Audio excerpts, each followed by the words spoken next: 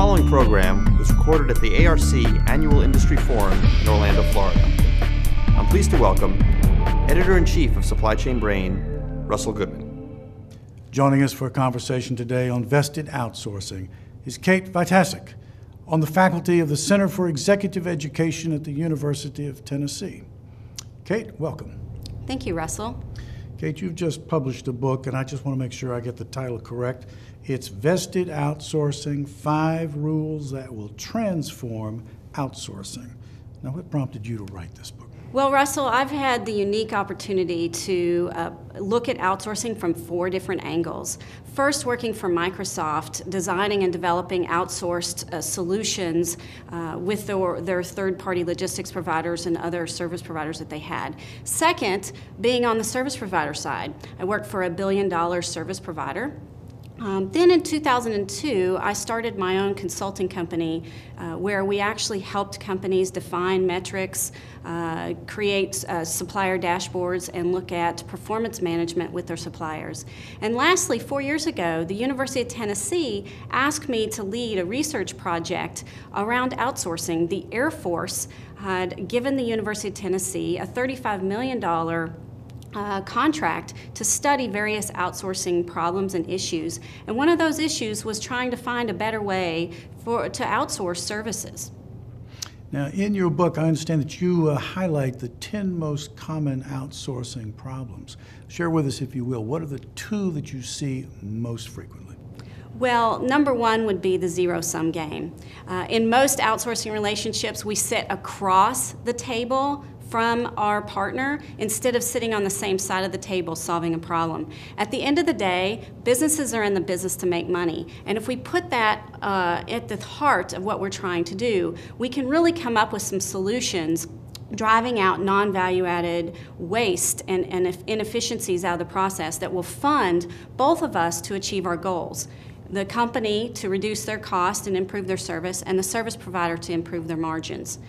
The second is what I call the activity trap. And the activity trap is where we outsource based on transactions instead of results. And so the company or the service provider gets paid every time they do an activity. A cash register will ring for every pallet that's stored, every product that's counted, every unit that's shipped.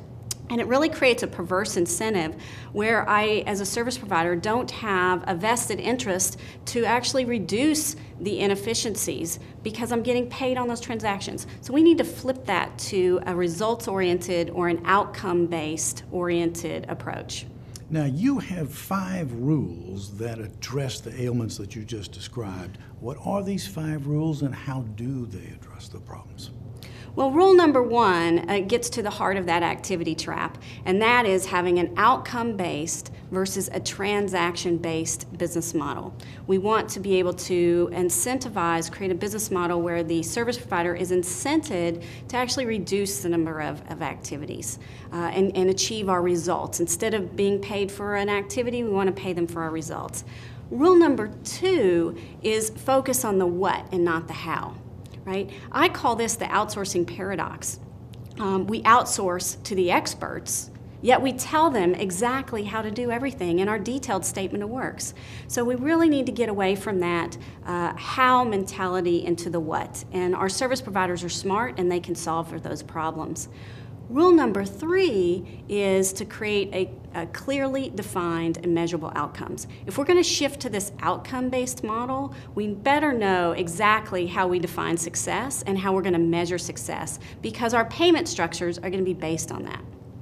Which leads to rule number 4, having a pricing model that uses incentives to help us solve for those cost-service trade-offs. Many companies approach business as trade-offs. You can reduce your cost, but it may come at the expense of service. Or service provider, bring our costs down, and it comes at the expense of margin. The real companies who are very good at what they do, the experts, will actually solve for those trade-offs and achieve what we call trade-ups. But we need to have a pricing model that will allow for that. And lastly, rule number 5 is to create a governance structure that allows us to have insight versus oversight. All too often, we find that companies are micromanaging their suppliers, and instead what we need to do is use our data and our information to bring insight into that relationship. Now, Kate, it occurs to me that some viewers familiar with outsourcing may say, well, wait a minute, vested outsourcing sounds to me like performance-based outsourcing. Are they the same thing, or is there a difference? Well, good question, and my answer is it depends. If you define performance-based outsourcing the way I define it, it is the same.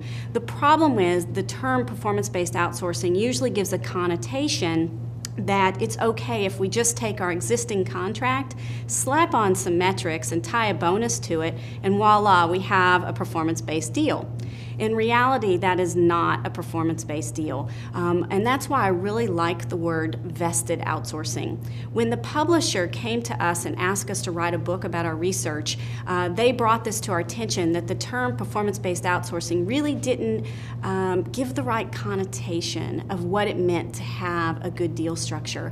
And that's why we like vested outsourcing, because it really a vested deal, a company or a service provider who isn't working in your it doesn't have a vested interest in your performance, really isn't a relationship worth having at all.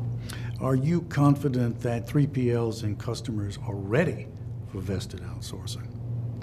I think the enlightened ones are, but not everybody's enlightened. And when I use the term enlightened, what I mean is you've realized that the same way you've been doing outsourcing is delivering the same results, and that now it's time for a change. Walk us through what challenges you see, though, to implementing the rules that you've been talking about. Well, since this is a different approach, it's a paradigm shift, and we are doing things differently, having the mental fortitude to go at and almost jump off with a leap of faith, that playing by the rules, playing with a what's in it for we philosophy, as I like to say, is really good for you. And most of the time, businesses and individuals have gone to business schools learning how to win at the expense of others. And we need to get away from that mentality. And companies who really are enlightened have come to the conclusion that when I win at the expense of my service provider, or vice versa, it's really not in my economic best interest. We really need to play together to have a good long-term solution and relationship. I suppose it's fair to say that every good book deserves a sequel. So what areas are you researching related to vested outsourcing that might provide fodder for a sequel? Well, we actually are working on a sequel as we speak. The first book really told about the process and the rules, and the second book is going to profile 3 companies who will tell their story about how they've transformed their outsourcing philosophies and relationships to have a vested solution with their providers. Well, Kate, it has been an absolute pleasure speaking with you today. Thanks for being with us. Thank you, Russell. Kate Vitasek, University of Tennessee, speaking with us today about vested outsourcing. Thanks for watching.